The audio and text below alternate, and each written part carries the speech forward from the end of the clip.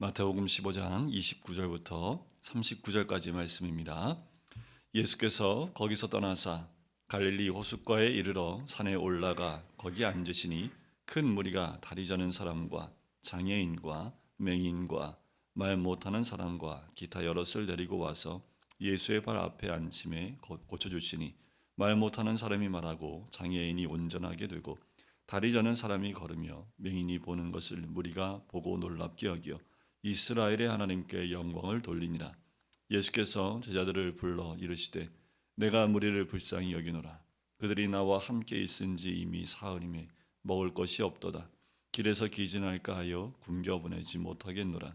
제자들이 이르되 광야에 있어 우리가 어디서 이런 무리가 배부를 만큼 떡을 얻으리이까.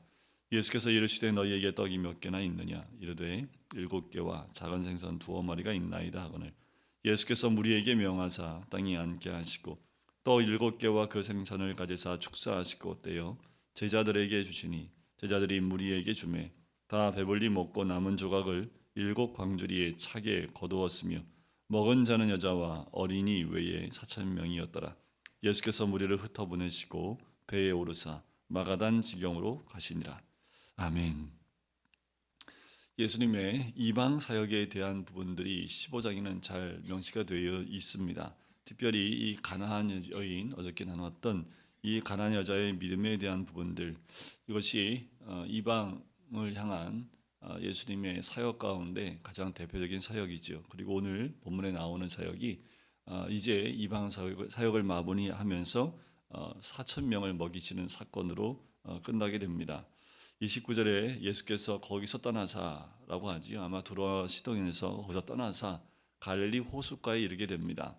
자, 갈릴리 호숫가에 이르렀다는 이 여정을 보면 대략 학자들은 6개월 정도의 시간이 흘렀을 것이라고 봅니다.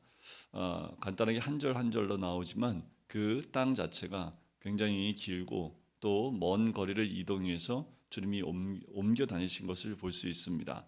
자, 다시 갈릴리 호숫가인데 이 갈릴리 호숫가는 이 예수님이 주로 활동했던 그곳에서 건너편에 있는 갈릴리 호숫가로 봅니다. 그러니까 이곳은 유대인들뿐만 아니라 이방이 살고 있었던 지역으로 보는 학자들도 많고요. 또 그렇게 보기도 합니다. 자, 갈릴리 호숫가에 이르렀어요. 산에 올라가 거기 앉으십니다. 보통 산에 올라가 앉으시면 저녁 때라고 제가 말씀을 드렸죠. 그때 큰 무리가 많은 사람들을 데리고 예수의 발 앞에 앉힘에 고쳐주십니다. 많은 무리들이 큰 무리가 오는데 그 안에 다리 저는 사람, 장애인, 맹인, 말 못하는 사람, 기타 여럿을 데리고 와서 예수의 발 앞에 앉혔다라는 거지요. 이들이 예수님에 대한 이야기를 들었던 겁니다. 예수님이 어떤 분인지 들었지요. 오늘 본문에 보면은 예수님은 자기에게 나오는 모든 사람들을 다 만나시고 고쳐주십니다. 그리고 그들로 하여금 모든 몸의 연약한 부분들을 회복시켜 주실 뿐만 아니라 4,000명이나 되는 사람을 칠병이어로 먹이시는 사건을 보게 됩니다. 예수님은 이 땅에 오실 때에 자기 자신을 이 땅에 다 주기 위해서 오신 분이었지요. 마지막에는 십자가에서 가진 물과 피를 다 쏟으시며 이 땅에 모든 것을 쏟아 부으시고 가신 분이 우리 예수님이십니다. 예수님의 공생의 사역 가운데 예수를 만나서 그냥 간 사람이 단 한 명도 없습니다. 예수님은 자신을 온전히 주심으로 병든 자는 고침을 받고 연약한 자는 회복함을 얻으며 배고픈 자는 그 먹을 것을 얻게 되는 예수님께서 이 땅에서 하실 수 있는 모든 것을 통해서 자신의 생명과 모든 것을 이 땅에 쏟아붓고 가시는 주님의 모습을 볼 수 있지요. 우리가 해야 될 것은 무엇입니까? 나의 연약한 모습 그대로 예수의 발 앞에 오시면 됩니다. 우리가 주를 만날 때 무엇을 했던가요? 내가 무엇을 했고 또 무엇을 드렸던가요? 예수 앞에 나올 때 우리는 그냥 그 모습 그대로 나오면 됐습니다. 우리가 예수님 앞에 나올 때, 그 발 앞에 나올 때에 우리가 우리에 있는 것을 숨기고 또 안 그런 척 하고 나온다고 해서 우리의 모습이 회복되는 거 아니지요.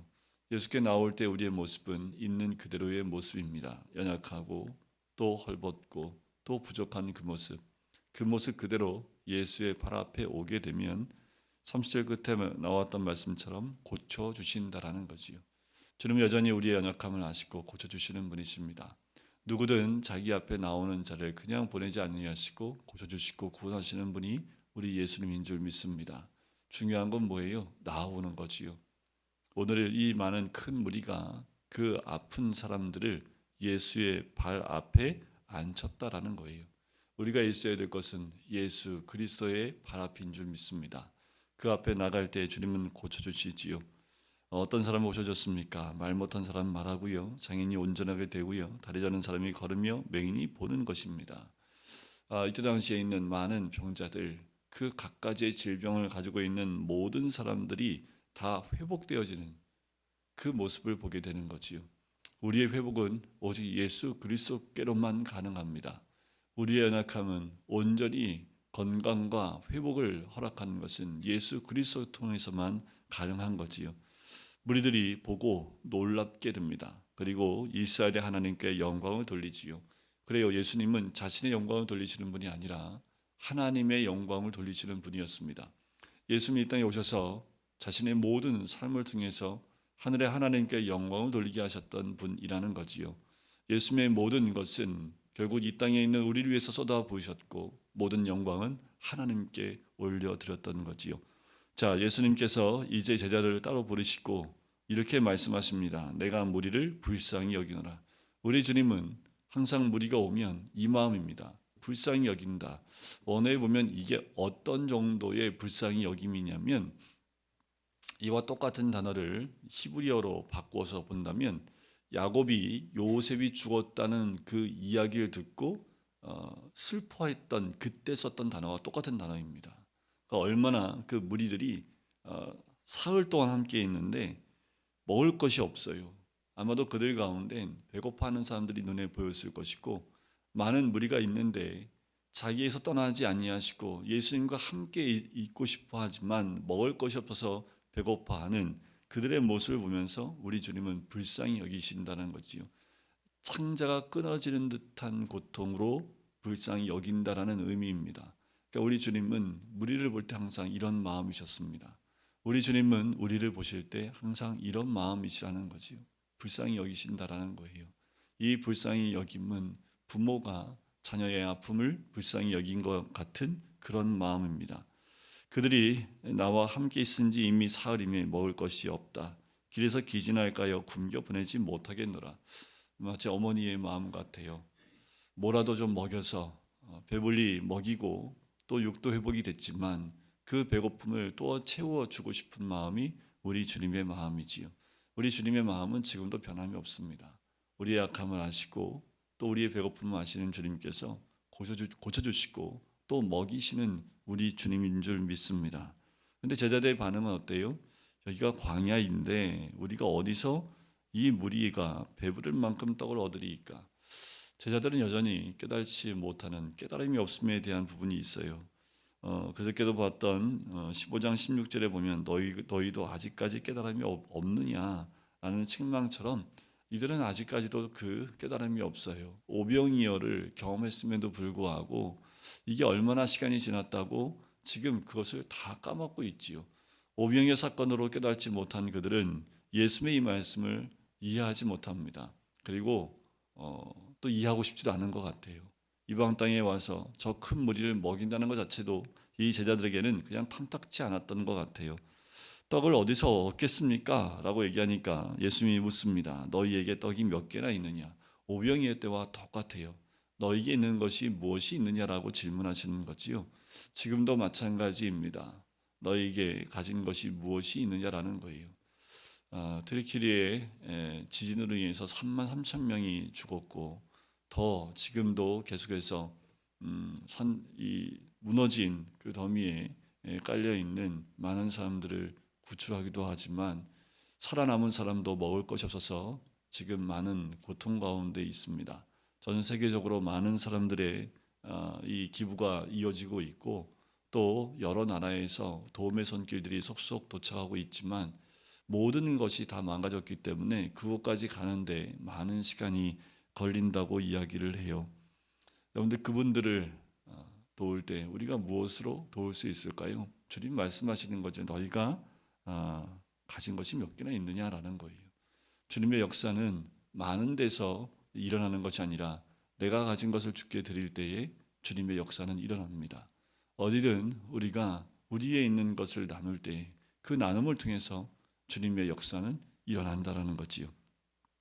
일곱 개 떡 7개와 생선 2마리가 있습니다. 예수님께서 무리를 앉게 하시지요. 그리고 축사하십니다. 늘 우리 주님의 사역은 축사이지요.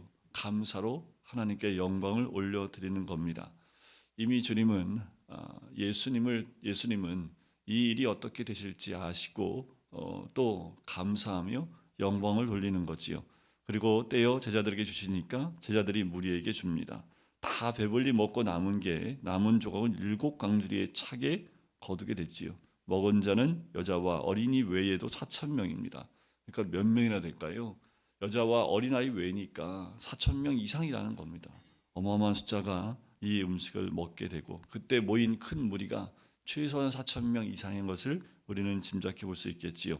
그리고 예수께서 무리를 흩어 보내시지요. 그 무리들이 계속 함께 있는 것이 주의 뜻도 아닙니다.